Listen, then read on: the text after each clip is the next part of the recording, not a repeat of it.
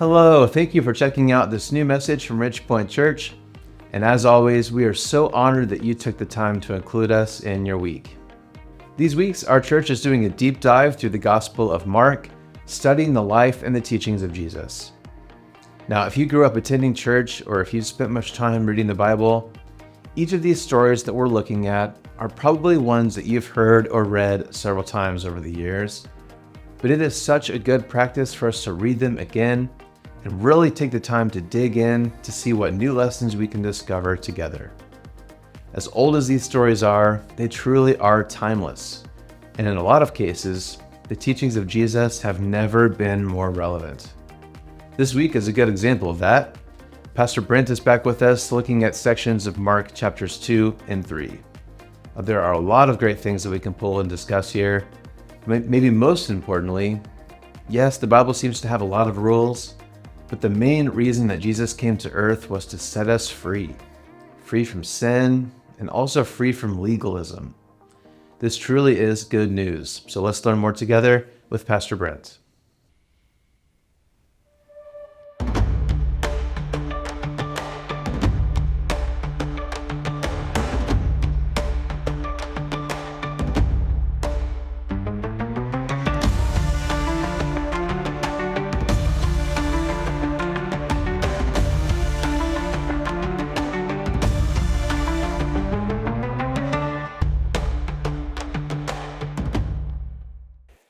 A little follow-up from last Sunday's sermon on forgiveness. If you weren't here, we are making our way through the New Testament book of Mark, and the theme last Sunday was forgiveness. This is a hard one, forgiveness. At the end of my sermon, I said, hey, if you have some questions, come on. And so there was a line after each of the services, and I thought I'd follow up on a couple of those questions. One had to do with something I said in the sermon where I said we need to separate the act of forgiving, which is a decision and a behavior. We need to separate the act of forgiveness from our emotional healing. So, especially if you've been hurt deeply, and I don't want to trigger anyone, but emotional abuse, verbal abuse, physical abuse, sexual abuse, if you've been betrayed deeply in relationships and in marriage and in friendships, these deep hurts, we have emotional pain. And we must separate our journey to emotional peace, health, from the act of forgiveness. Because if we connect the act of forgiving with our need to feel better and be healed in our heart, right? We'll never forgive. We need to separate these two. So what is the act of forgiveness? I tossed out some ideas saying, when you forgive someone, it is a decision in your mind and a behavior that says, I will no longer continue to talk bad to that person about that failure. I won't keep waving it in front of them. I won't talk bad to them. That's part of forgiving. I won't talk bad about them. So I'm not going to go around to all my friends and say what a bad person Brent is. I'm going to forgive him by not talking bad to him about that. I'm going to let it go. I won't keep bringing it up. And I'm not going to talk bad about him. And then third, I'm not going to wish bad on them. And better yet, I'm going to wish good. So that's a decision, right? But here's how it works. When you've been grieved or hurt deeply, you can make that decision. I'm not going to talk bad to them. I'm not going to talk bad about them. And I'm not going to wish bad on them. That's my decision to forgive and walk away. But 10 minutes later, you have all this anger. It rises up again. Your thought just goes to that betrayal. And you have this anger, this resentment, the sense of injustice or whatever. How do you walk that path? And I'm going to suggest something that I hope isn't misunderstood. You re-forgive them. You re-forgive them. It's not that the first time didn't work or wasn't genuine, but when there's deep hurt, you decide you're going to forgive, your emotions collide with that, and you have to re-forgive. We have this experience in other areas. So if you're a Christian, there was a day when you gave Jesus your sin and your life, and you asked him to forgive you, and you said, I will follow you. You made that commitment. But then the next day, you messed up and you don't follow him, right? So then you go back to him and you recommit. It's not that the first time didn't work. It's not that you weren't genuine, but this is how life works. And so my encouragement is still to walk into the act of forgiveness and separate it from your journey to emotional health. And as those collide, you're going to struggle again, so just re-forgive. But it doesn't mean you weren't sincere the first time. Anyway, I don't know if that makes any sense to you, but I'm trying to help us on this journey to forgiveness. A second question that came up last week, actually 3 different people came up to me with this question. How do you forgive a dead person? So one of the stories was a person whose relative, I think it was a brother, had overdosed on drugs and died. And she's just mad at him for what he did. But he's dead, so how do you forgive him? It's hard, and I don't have all the answers. Forgiveness, though, is one-directional. Reconciliation is both directions, right? So you can forgive but not be reconciled. Forgiveness doesn't depend on the other person saying they're sorry. It doesn't depend on the other person owning their mistake. Forgiveness is one way. I extend it to you. And so in that sense, whether they're alive or not, forgiveness is one-directional. But the challenge, if this person has passed away, is that there's no opportunity for closure. There's no opportunity to have a conversation. There's no opportunity to vent at them and say, come on, why'd you do this? So it is very challenging. You can still make the decision to not talk bad about them.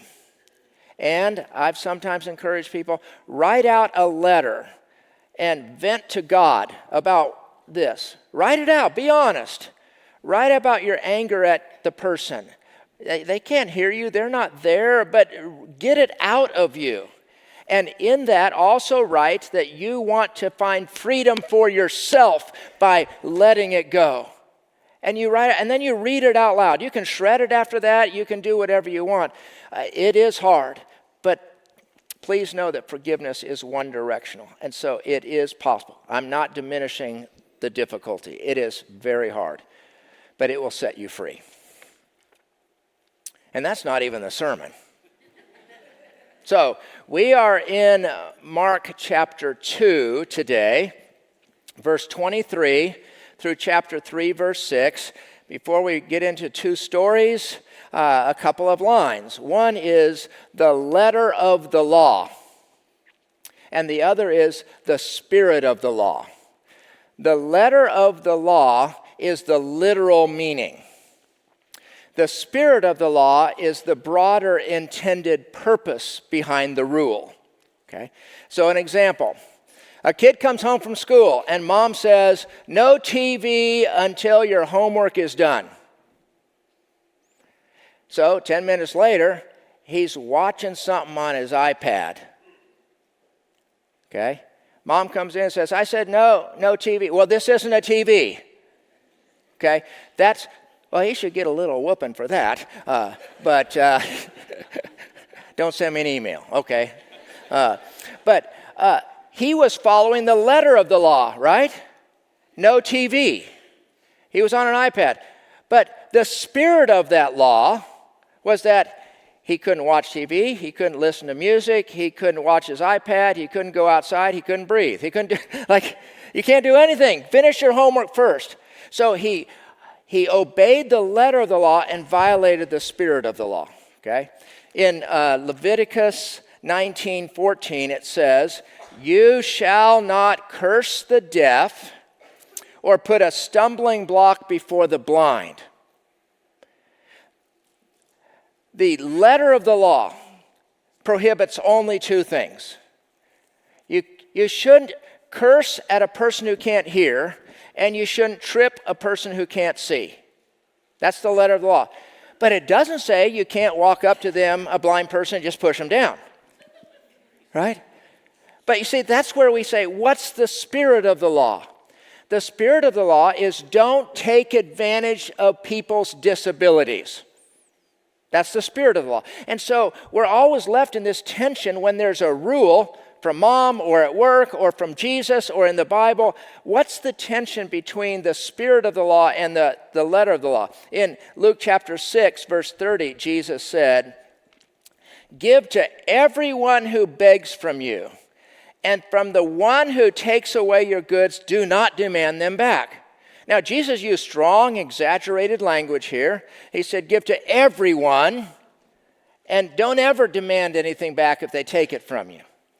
Now, the letter of the law, which is the literal interpretation, which very few people follow, would mean anytime that anyone asks something, you need to give it to them. If you're at a stoplight and there's someone on the corner there, and they say, "I want $1,000," you have to give it to them. Like, we all know that that's not what was intended. What's the spirit of the law? Be generous. Be crazy generous. Be reckless in your generosity every now and then. But the spirit of the law is be generous. So today, we're going to walk into a couple of stories where Jesus had a little tussle with the Pharisees over this tension between rules and laws and how do we follow them and how do we interpret them, and between the letter of the law and the spirit of the law. Okay, that takes us to Mark chapter 2, verse 23. One Sabbath, Jesus was going through the grain fields, and as they made their way, his disciples began to pluck heads of grain. So it's a Sabbath. And they were walking, they just grabbed a little head of grain, and then they rubbed the shell off of the seed, and they started chewing on the seed. Okay. Verse 24.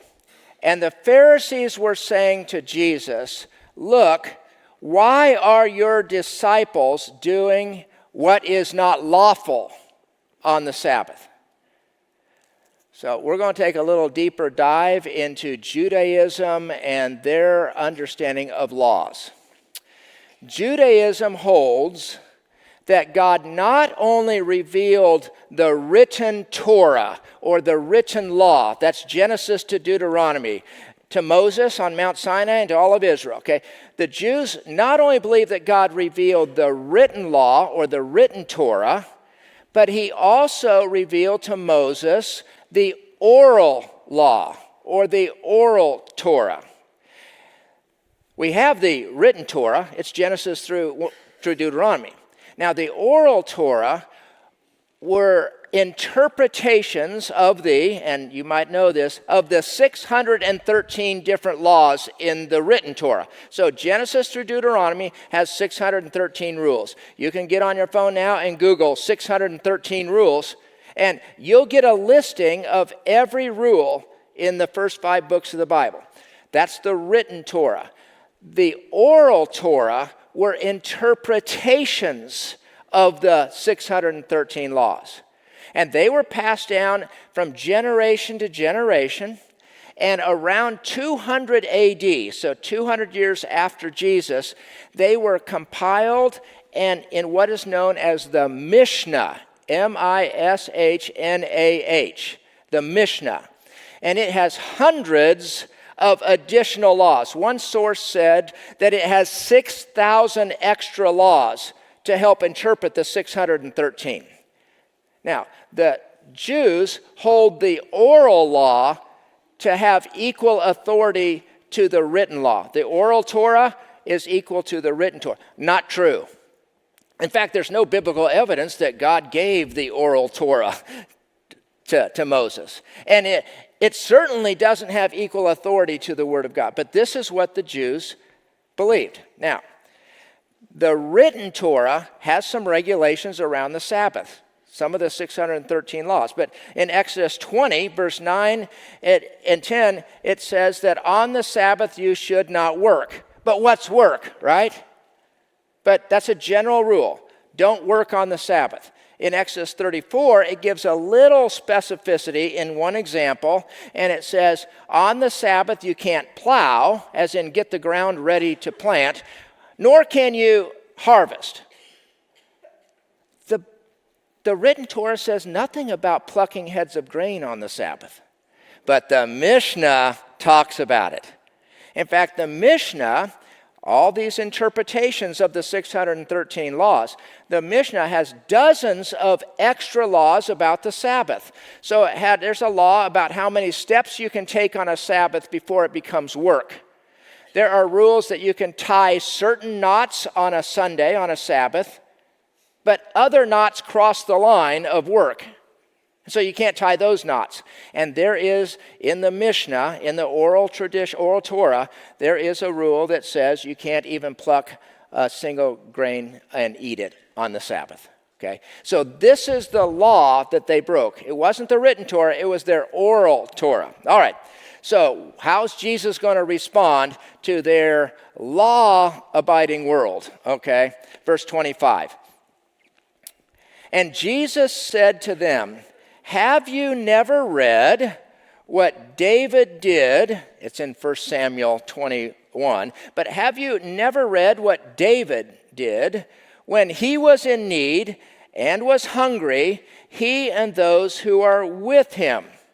Jesus being a little sarcastic because he knew they knew this story. But he said, haven't you ever read? He's going to talk about the spirit of the law. And he's going to push them that there are sometimes exceptions to the rules. Okay? Verse 25, this is the story. How David entered the house of God in the time of Abiathar the high priest and ate the bread of the presence, which is sacred bread, all right? Which it is not lawful for any but the priest to eat, and also gave it to those who are with him. So in 1 Samuel 21, it tells this story. David is the good guy. He's running from Saul, the bad guy who's trying to kill him. And he comes to this town, and he and his men are hungry and famished, and he finds this synagogue. He goes to the priest and says, do you have any food for us? And the priest says, well, the only food we have is holy bread, and it's for priests, so no. And David says, but don't you understand the situation we're in? We're the good guys. We're running from the bad guys. We're on a sacred mission from God. Can you make an exception? He said, yes, I can. And he gave them the sacred bread. What Jesus is pointing out is that rules are good. We need rules. But we need to intersect rules with real life. And the spirit of the law, this was sacred bread for the priests, Jesus said there was actually an exception here. Okay?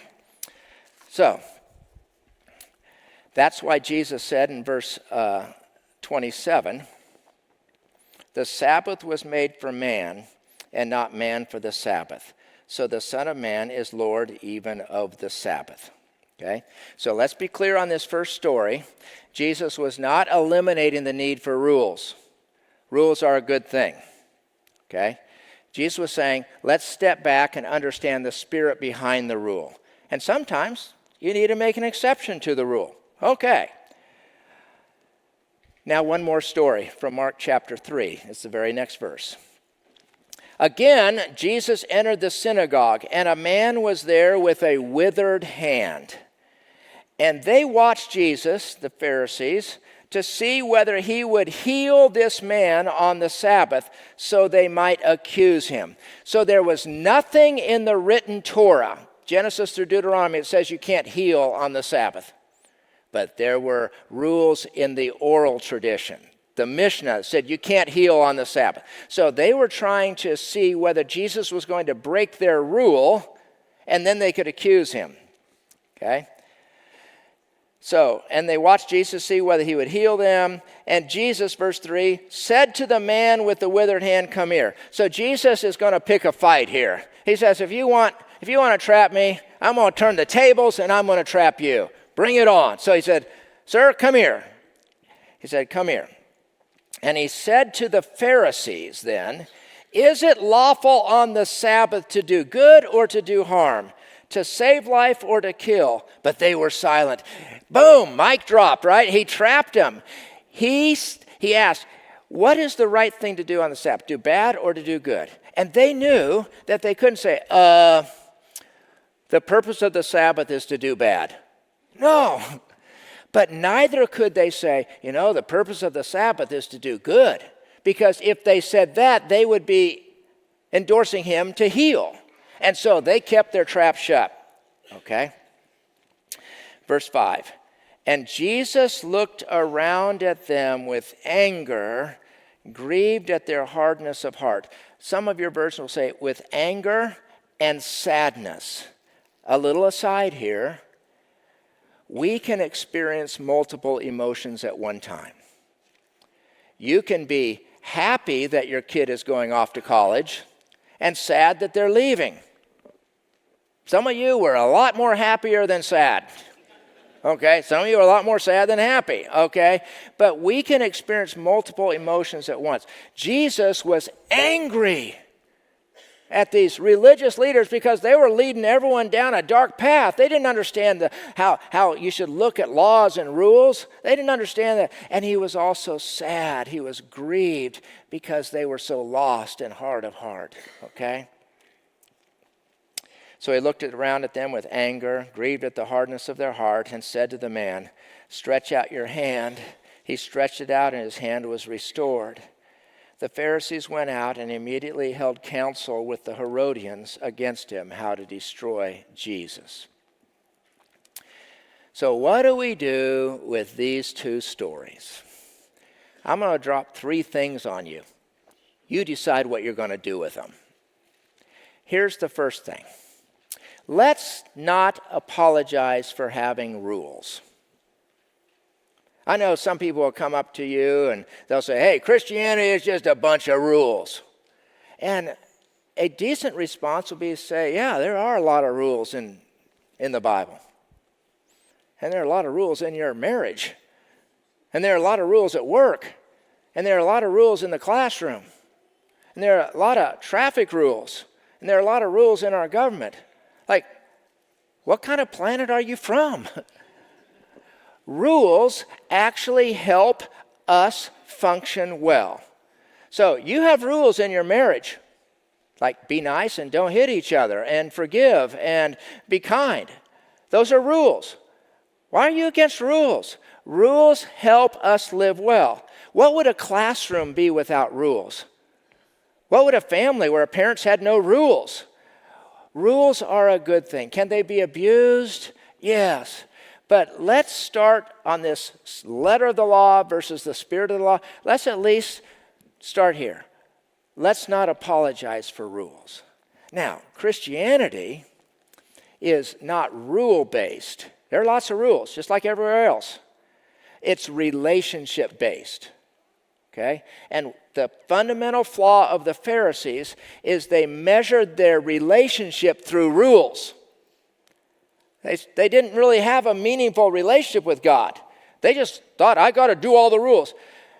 That's not the first swing at how we relate to God. The first swing is, I thank you for what you've done, and I want to give my life, and you have some boundaries for me that will set me free and help me live well in the world, so it's my privilege to walk in line with how you want me to live. But it's relationship driven. But let's not apologize for rules. That's the first thing. Second thing, let's be cautious to add our personal Mishnah to what the Bible teaches. Let me give some examples. Remember, the Mishnah is the interpretation of what the Bible says. Okay? So, 1 Thessalonians 5:22 says, avoid every hint of evil. All of you have an opinion about what that means and what that looks like. All of us have a Mishnah, an interpretation of that rule. Avoid every hint of evil.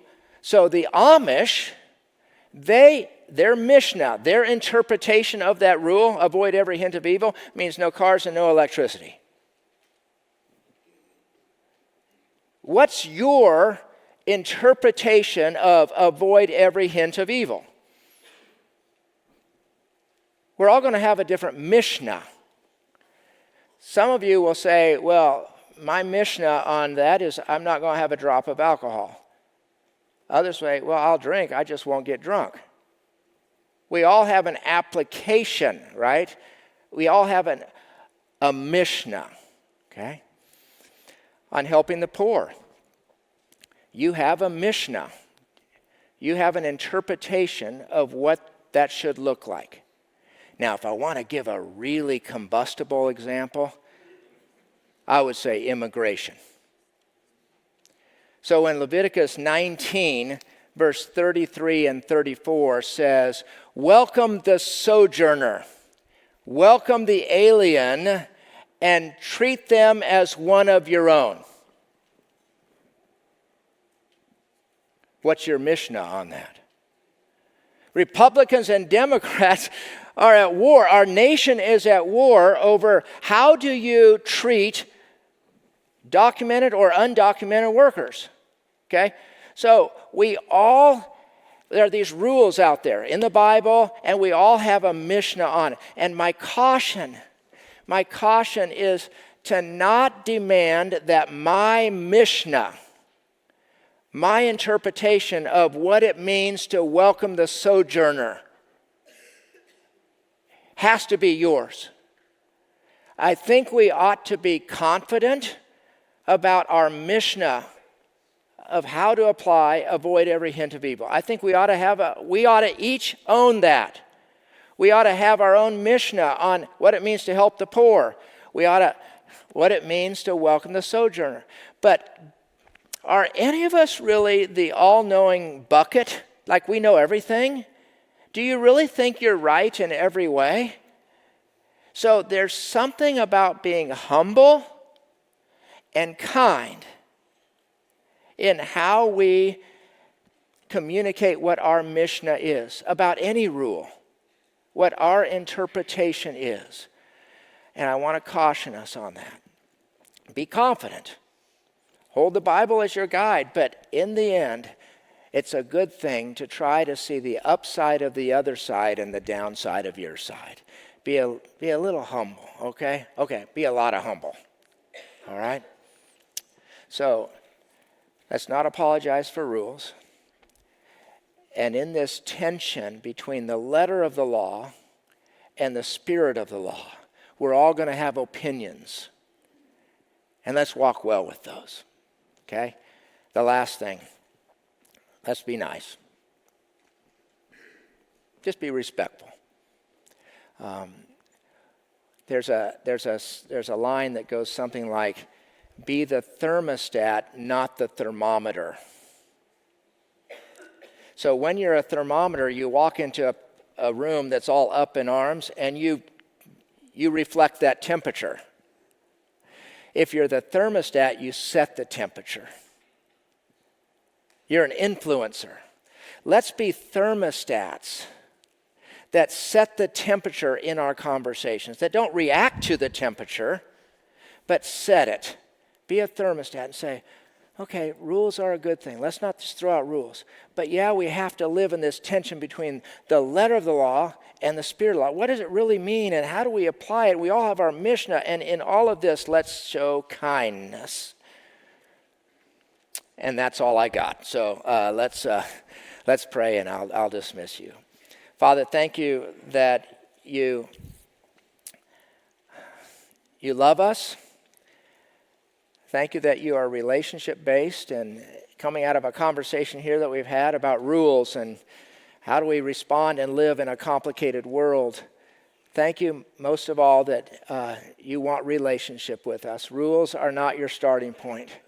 Relationship is. I pray no one will walk out of these doors this morning without knowing for sure that they have this living, vibrant relationship with you where they've received your forgiveness and you've adopted them as children, and they are yours. So I pray above all that we all might be certain of our relationship as your children, and then help us to live well with the rules. So thank you. Despite all my stumbling of trying to explain this, may you use your word and what I've said to help us walk well for your glory. In Jesus' name, amen. You're a great group. Hey, come back next Sunday. We'll continue in Mark. Thank you, Brent, for teaching us today. And once again, thanks to all of you watching or listening at home. We will wrap up here in just a minute, but before you go, I have one more thing that I want to share with you. Here at Ridgepoint, it is really important to us that we intentionally invest in the next generation.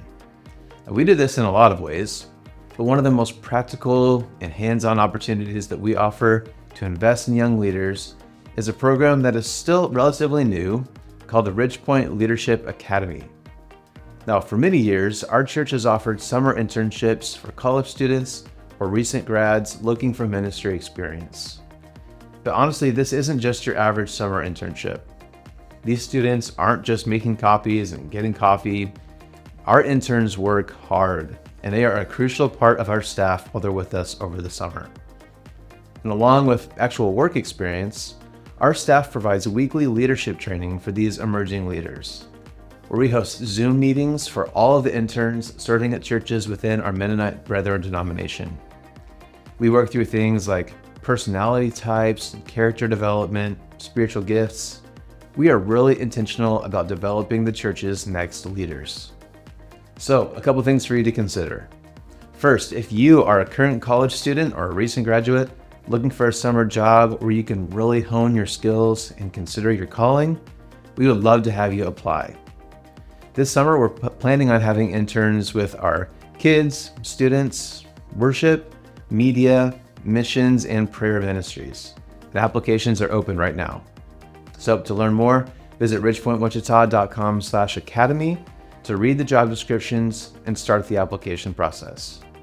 We also have a 9-month residency program designed for young adults processing a call into vocational ministry. These are also paid positions where you work with our staff for a longer term in the fall, usually from September to May. Now, we're not quite ready to hire those positions for 2025 yet, but again, you can learn more on that same webpage and put that on your radar if that's something that you might be interested in later this year. Bottom line, this time in your life, usually in your 20s and early 30s, is so critical, and it can also be difficult. We want to empower young adults to really discover their gifts and pursue their calling. And it's important for our church and also the church to constantly be on the lookout for new leaders to help us all move forward in the future. So one more time, check out ridgepointwichita.com/academy, and we would love your help spreading the word as we start the hiring process for this summer. And now, thanks again so much for watching this message. Next week, Pastor Brent will be back again as we continue this series through Mark. So have a great week, and we'll look forward to seeing you again real soon.